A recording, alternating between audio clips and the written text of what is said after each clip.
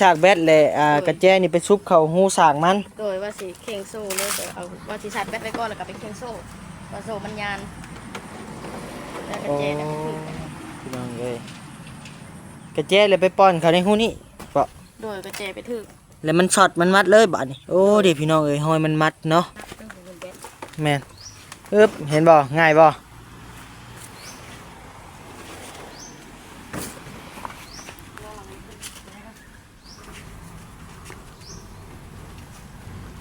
ขึ้นเทิงคนหนึ่งบัดนี้พอป้ามินก่อนปงก่อนขึ้นเทิงคนหนึ่งสบายดีแป้งอยู่บ่อ้ายรถถีบไฟฟ้าก็ได้บ่แป้งแป้งรถถีบไฟฟ้าแป้งอยู่ไอ้โอ้ห้านจะอยู่ทางใดน่ะนี่แหละห้านนี่รถบ่โอเคเลยเดี๋ยวเฮาถอยให้โอเคแจ้งราคาโดยตัวใดนะเบิ่งรายละเอียดก่อนโดยตายมันสดจากใจเป็นน้ำหยังโอเคเดี๋ยวเฮาเล่าสู่ฟังสิบ่มีแง่เนาะสุดยอดนี่เอาเข้าใครได้คิวนี่คิวเราไปพามารุ่นใช่รถจักรรถไทยบีแตกยางหัวมารถหน้าของน้ำตาลสร้างชมนี่มาหารถบ้านแกงแห่นเนาะแกงแห่นฮะนี่มาหาครบวงจรอยู่นี่ที่เดียวโอเคแพงแท้ว่า50-60,000แสนเอา10,000กีบที่นี่เดียวจบเฮาให้เจ้า40,000ว้าแต่เอาให้เจ้าเลี้ยงอิ่มร้อยเจ้าเด้อผมขอบใจหลายๆเด้อชื่อได้คายมานคอยร่ำคอยรวยแล้วกับเจ้าคือกันให้เป็นคนดังกว่านี้เด้อโดยสา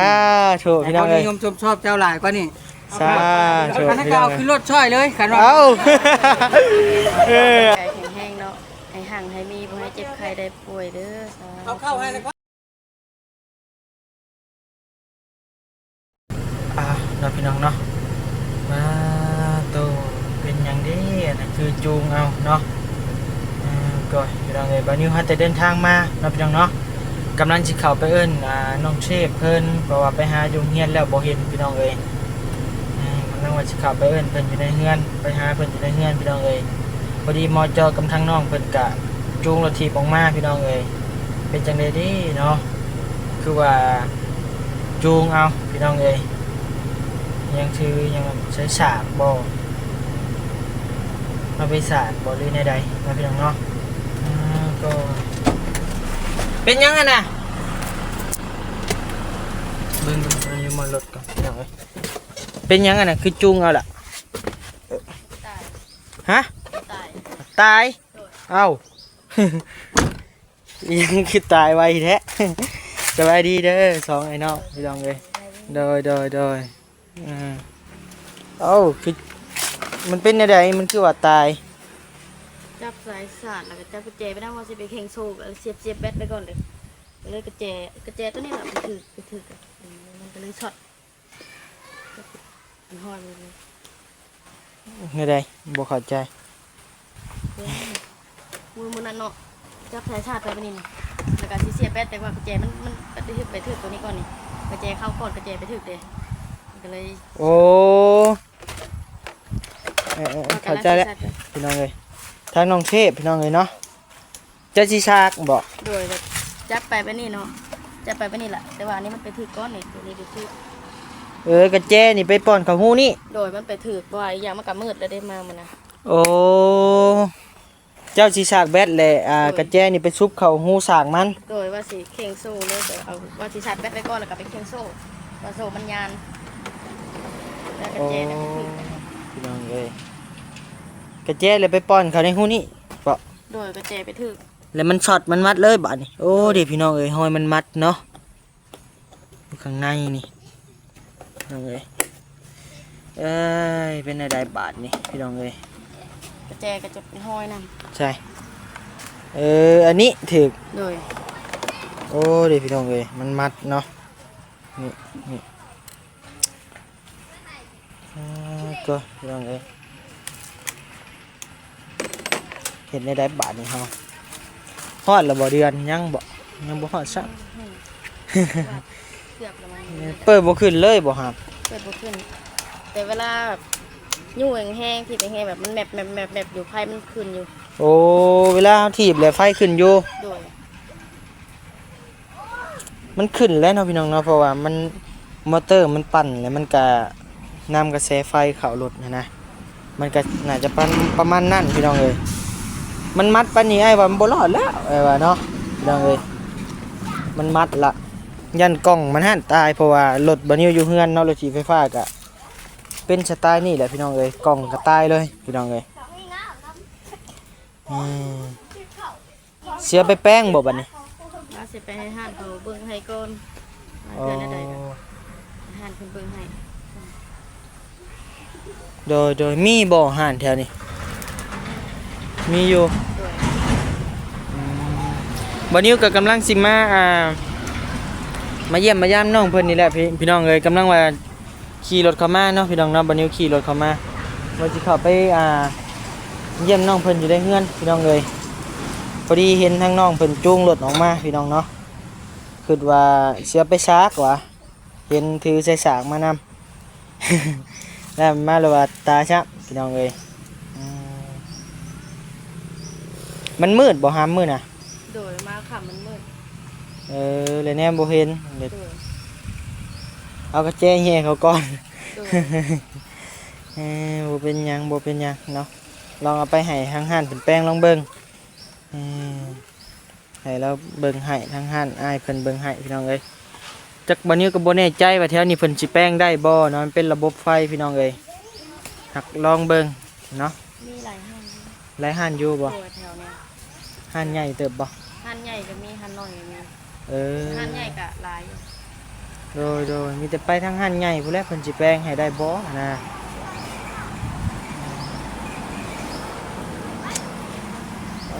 อยากนักอยู่พี่น้องเอ้ยเพราะว่ามันเป็นระบบไฟฟ้าเนาะมันมีกล้องมีหยังควบคุมมันก็เลยน่าจะแป้งยากนิดหน่อยหนึงพี่น้องเอ้ยหรือว่าต้องได้เปลี่ยนอะไหล่พุ่นแหละเนาะก็สิอยู่ไปแป้งสิอยู่ไปเพิ่นเซ็กบ่นี่ โดยว่าสิไปให้เพิ่นเบิ่งให้ก่อนว่า สอ เป็ ง นหยั ไอ้ ง น้องตามไอ้เบิ่งนี่คือสิกล่องนี่บ่ยังละตายละกล่องมันเนาะพี่น้องเอ้ยมันมีกล่องครอบคลุมพี่น้องเอ้ยเนาะมันมีกล่อง3นิ้ว4นิ้วนี่บ่เนาะมันอยู่ในเบาะทางก้นมันนี่แหละตอนกี้เนาะบ่นิวเคยมากแล้วบ่นิวเบิ่งพาพ้นก็สิมาแหละพี่น้องเอ้ยไปโรงเรียนย่างไปบ่มื้อนี้ โดย เพได้จักมื้อล่ะ เพื่อนหากับเปิดไปว่านี่เลยกับมื้อนี้ บ่อันรถทีมนี่เพจักมื้อ ลายประมาณ3 มื้อ 4 มื้อ โอ้ 3 มื้อหรือ4 มื้อ โดยเดี๋ยวเสียไปแป้งลองเบิ้งนะบาทนี่ โดย นะจังซั่นก็มีแต่วันนี้สิไปน้ำไปเบิ่งน้ำพี่น้องเอ้ยอยู่ไปไกลบ่ ไก่ ไกลเติบ โดย มีแต่เอาขึ้นหลังรถเท่านั้นแหละเนาะ โดย บ่เจ้าขึ้นได้บ่สองคน ลองอาจจะได้ ได้อยู่เนาะรถบ่นิวมันเตี้ยพี่น้องเอ้ยป้าลองเอาขึ้นเบิ่งเดี๋ยวอาจสิพาไปเช็คเบิ่งเป็นจังใดเนาะพี่น้องเนาะ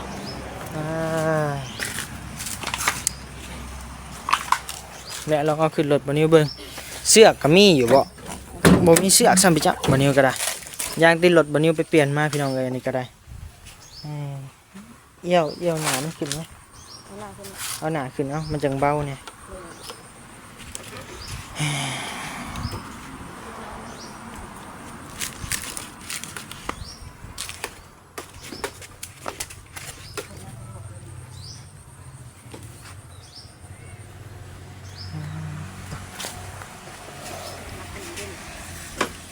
พูดไปหามทั้งหน้าผู้ซอยกันน่ะ ไปย่อข้างน้ำขึ้นกันโดย หาบุญ ย่อพวกใดก็ได้ย่อขึ้นขึ้น เดี๋ยวถ่ายก่อนก็ได้เดี๋ยวไอ้ตั้งกล้องก่อนได้อยู่บ่ กล้องตกนี่ฮักตื่มอีกแหละพี่น้องเลยโอ้เป็นตาตกเถอะเนาะ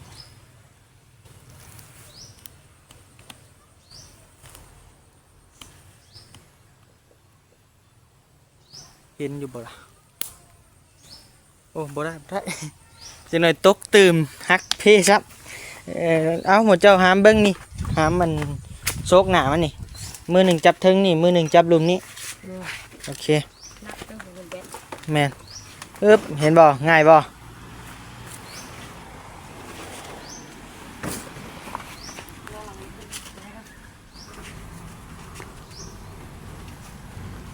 ขึ้นเทิงคนหนึ่งบัดนี่พอป้ามินก่อนโค้งก่อนขึ้นเทิงคนหนึ่ง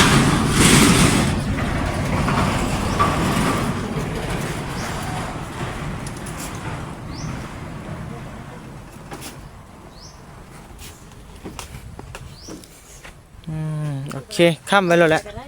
ค้ำขากลางก็ได้โอเคจังบ่ลบโอเคล็อกไว้นี่มีแต่ครึ่งไว้แล้วผู้หนึงก็ได้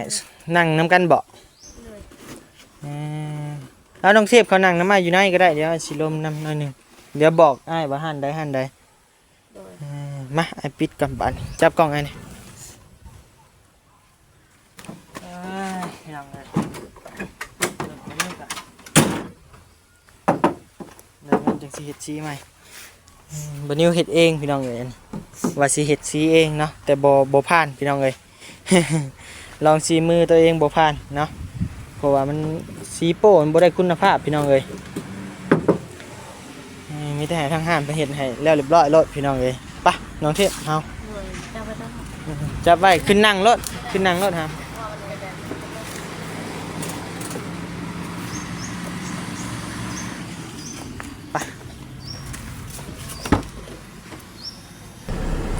ไปไปพี่น้องเลยโต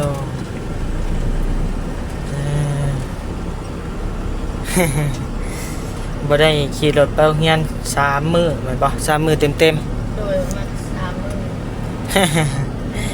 ๆ ย่างไปติ โดย อืมจำเป็นแล้วเนาะมันเพลล่ะเฮ็ดได้ใดหนึ่งกับมันไฟบ่แจ้งก็ลงแน่พี่น้องเอ้ยเนาะ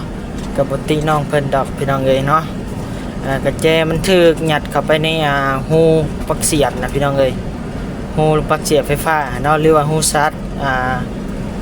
รถถีบไฟฟ้าละพี่น้องเอ้ยมันก็เลยมัดมันก็เลยช็อตเนาะแต่ก็บ่เป็นหยังพี่น้องเอ้ยมีแต่ลองเอาไปเบิ่งไปแปลงไปสอบไปแปลงอยู่ในห้างเพิ่นก่อนนะพี่น้องเนาะว่าเพิ่นสิแปลงได้บ่หรือแนวใดนะพี่น้องเนาะติดตามเบิ่งติดตามชมนำกันเด้อนะพี่น้องเนาะคะแนนบ่มีรถนี่ก็โอ้ยไปโรงเรียนนี่ก็มันก็บ่ได้ใกล้ดอกพี่น้องเอ้ยเนาะแต่ว่า บ่ยากแต่ส่งน้ำให้แม่เอาน้ำให้แม่มันยาก โอ้ส่งน้ำให้แม่ไปอันนะ โดยสลายห้องเรียนก็ไม่แต่ยากไปมันก็ขี่รถไปปานใด โอ้เด้อมีหมู่แล้วก็ย่างไปนำหมู่บ่ โดย สไตล์นั้นพี่น้องเอ้ยบ่นิวคือกันตอนเรียนเนาะเรียนก็บ่ได้ไกลจากโรงเรียนไปได้ประมาณกิโลหนึงพี่น้องเอ้ยย่างกับหมู่เนาะเพราะว่าหมู่เพิ่นก็สมัยเด็กน้อยเนาะหมู่เพิ่นบ่มีรถถีบบ่นิวเลยมีรถถีบพี่น้องเอ้ยรถถีบก็รถถีบบ่งามปานใดดอกพี่น้องเอ้ยรถถีบน้อยอะแหละเนาะปั่นไปโรงเรียนแต่ละมื้อแต่ละเว้นเห็นหมู่ย่างบัดนี้พี่น้องเอ้ยสิซ่อนหมู่ก็ซ่อนบ่ไหวบ่หมดเนาะ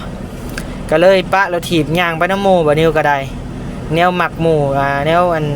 อยากย่างโอ้ลมไปกับหมู่นะพี่น้องเอ้ยเข้าใจอยู่สมัยเรียนเนาะก็ประมาณนั้นพี่น้องเอ้ยเห็นหมู่ย่างแล้วก็อยากย่างน้ำหมู่พี่น้องเอ้ยเห็นหมู่ขี่แล้วก็อยากขี่น้ำหมู่ จักมันเป็นได้ใดยามมีแล้วบ่อยากขี่ยามบ่มีแล้วอยากขี่พี่น้องเอ้ยตามอารมณ์บ่ทัน ว่าง่ายก็อยากย่างน้ำหมู่อยากโอ้ลมน้ำหมู่ไปน้ำทางแหละพี่น้องเอ้ย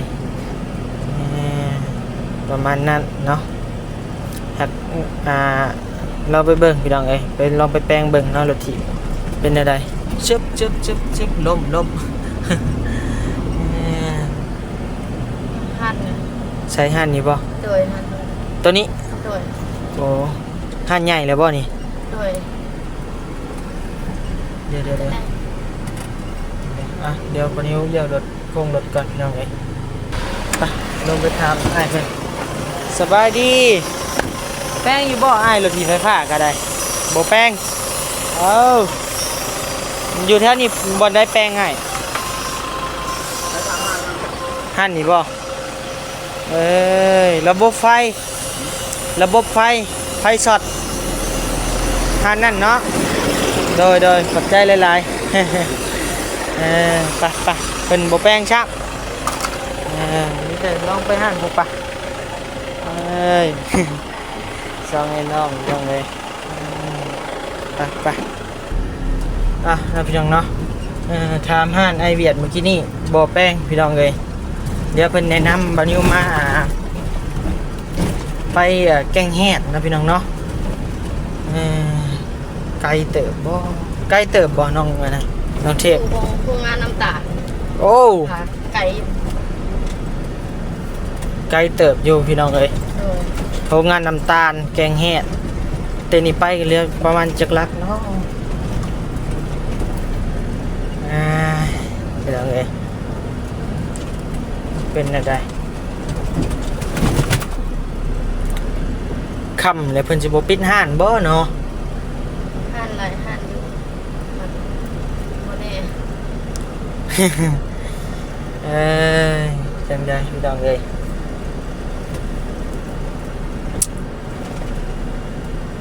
แกงแห้ปึ๊บหลายกิโลอยู่เลยเนาะ โดย ปึ๊บนาซาย น้าซ้ายไก่กว่า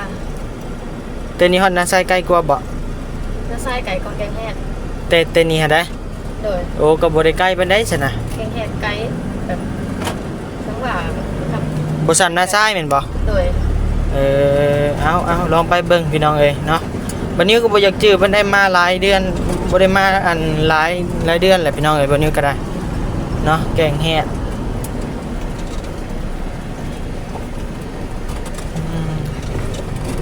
เพิ่นสิแป้งอยู่บ่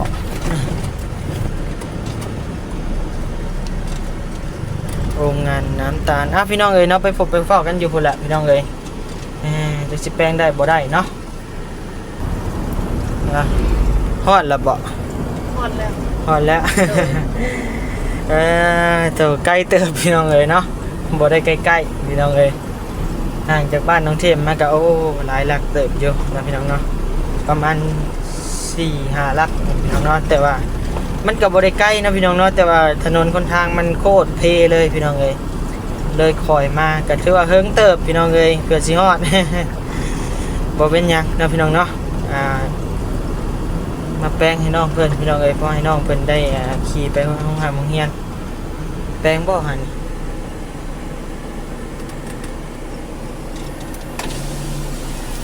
โดยไอ้โอ้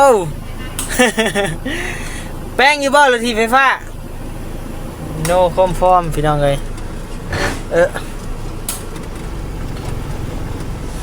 no conform ไม่แปลงเราอ่ะ มันค่อนข้างจะแปลงยากพี่น้องเลยระบบไฟ มีอีกนะ แม่นบอกห้านใหญ่ๆอ่ะแหละมันจังสีแดงแปลงห้านเขาแปลงอันนี้เขาบ่อยากแปลงปานใด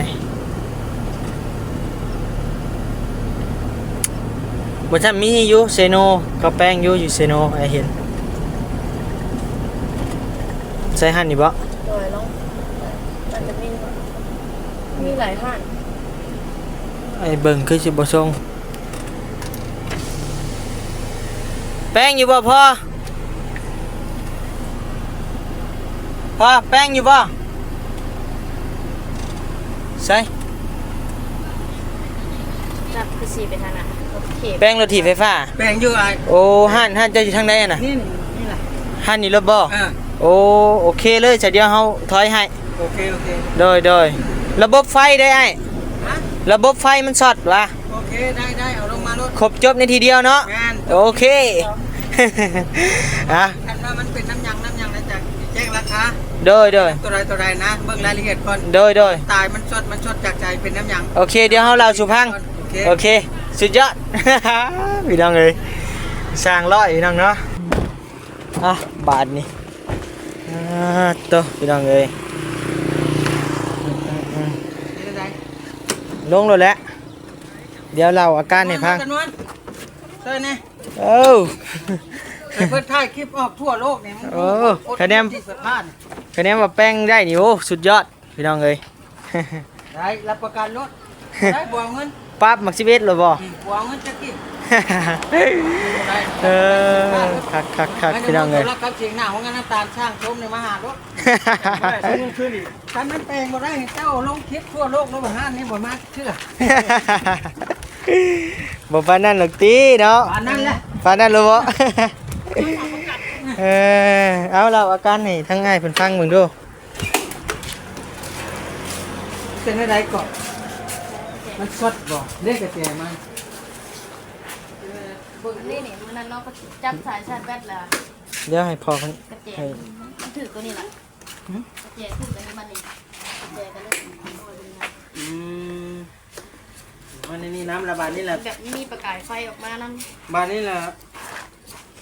ขี่บ่ได้เลยบ่ โดยเปิดกระแจบ่ขึ้นบาดนี้ แต่เวลาแบบยู่แห้งๆนี่เวลาเปิดกระเจนี่ไฟมันแมปกันอยู่ แม่นๆเพราะว่ามอเตอร์มันชาร์จไฟเขาดีเนาะ โดย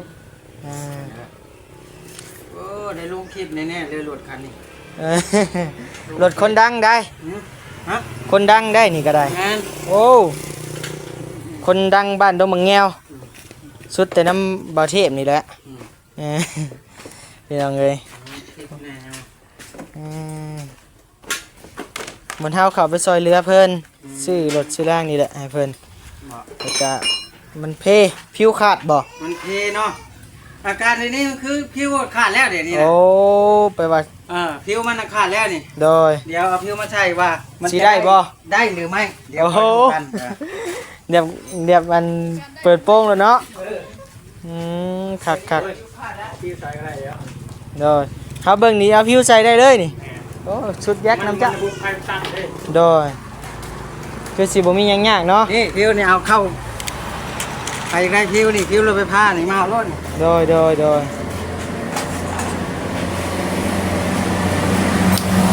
เอ้าเรียบร้อยบาทนี้ รายการนั้นปกติ ได้เลย จวด เอ้าเดี๋ยวเปิดกระเจก่อน ได้แหละ นะได้ป่ะ กำเบรกก่อนบ่ กำเด็กก่อนนะแน่ เอ้าแต่โชคพี่น้องเอ้ย เออ โตยิ้มได้เลยบ่บาดนี้ ยินได้หรือยังมาหารถเราไปผ้าทุกรุ่น ใช่ รถจักรรถไทยบีแตกอย่างหัวมารถหน้าของงานน้ำตาลสร้างชมนี่มาหารถ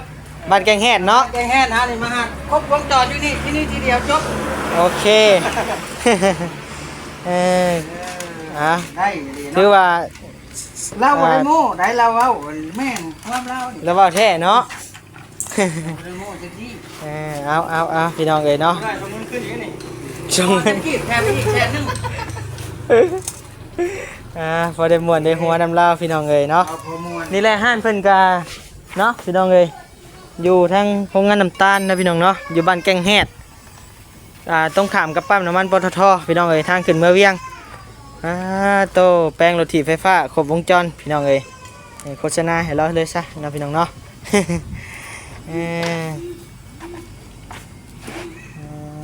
ต่อเบิ่งบัดนี้ฮอดเวลาสิได้จ่ายเงินเลยได้พี่น้องเอ้ยบาดนี้ นอนก่อนเดี๋ยวตรงนี้ โดย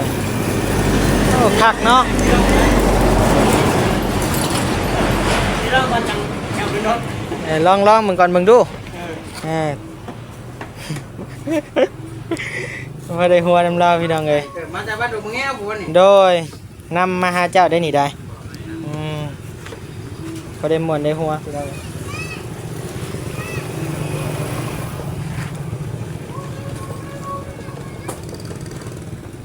อ้าว เรียบร้อย ขี่เบังดูบัดนี่ รอมึงดู รอมึงดูอ่ะ ขี่ น้อง บิ่ เทพ ดูไปได้บ่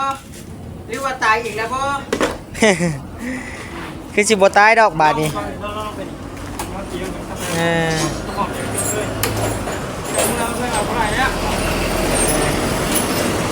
คือสิได้แล้วละเนาะลองขี่เบิ่ง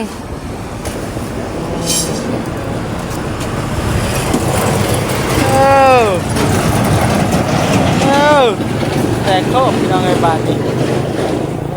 เอาได้แล้วเนาะโตเอามาพี่บาทนี่จอดจึกจะพลาดกันหน่อยดิ โดยพอเวลาจ่ายเงินได้เนาะบัตรนี่เนาะ เวลาจ่ายเงินแหละ เท่าใด จ่ยงินก็บ่หลายดอก10,000กีบ เอ้า อ่ะ คือถือแท้อะดิ ถือกันแล้วก็เอาถึกๆก็บ่ได้เอาแพงเอาลายยันเจ้าผมมาหาค่อย โอ้ แกนลายเพื่อเอา คือมาใจดีแท้ ใจดีแล้วมันคิวน้อยๆนึงถ้าจะเอาลายก็จะได้ไปเชียร์ลูกค้ากันหน่อยมาหาอีกกันเนาะโอ้เอาแพงแท้ว่า50 60,000แสนเอา 10,000กีบที่นี่ทีเดียวจบ เขาให้เจ้า40,000 ว้าแต่เอา ให้เจ้าเลี้ยงอิ่มร้อยเจ้าเด้อ ผมขอบใจหลายๆเด้ โด อย ชื่อได้คายมานคอยร่ำคอยรวยแล้วกับเจ้าคือกัน ให้เป็นคนดังกว่านี้เด้อ โดยสาธุพี่น้อง คน เอ้ย นิยมชอบเจ้าหลายกว่านี้ สาธุ คันนั้น พี่ ก็ น้อง เอา เอ้ ขึ้ ย นรถช่อยเลยคันว่า เอา เอาน้องเทพขอบใจแล้วเนี่ย ใจหลายๆเด้อ มาโฆษณากันเลยเด้อใครอยากชอบอยากแปลงมาที่นี่ที่เดียวเด้อ โดย รถใหญ่รถครบวงจรเลย รถใหญ่ก็เป็น เป็นรถ โอ้ ยางรถต้องรอนี่ โดย นี่กูอยากได้ก็มาเอา โดย จักรถไทยรถง่ายลุกนุ่นมา โด เลย ยทีนี้จบที่ อ่ะ เดียว โอเคพี่น้องเอ้ย ค่ะ โอ้ยเอาคือจอย แม่กระบอกกาแฟกระบอกแม่ก็ติดตามหน้างาน โดย เอาขึ้นไปตรงนู้นเอาลงคลิปมาดูเอาเพิ่นไปความชายแดนเวียดนามมาดูขึ้นหาได้เลยบ่มัดให้น้องเพิ่นครึ่งเอาก็ได้เด้อเอาขอบคุณขอบใจหลายๆเด้อไอ้สร้างเด้อโดยขอบคุณขอบใจหลายๆตอนไหนเองได้40 วันใจเด้อน้องเด้อโดยบ่เป็นหยังเข้าไปเบิ่งเด้อในช่องบ่าวนิวสะพานบุญเด้อ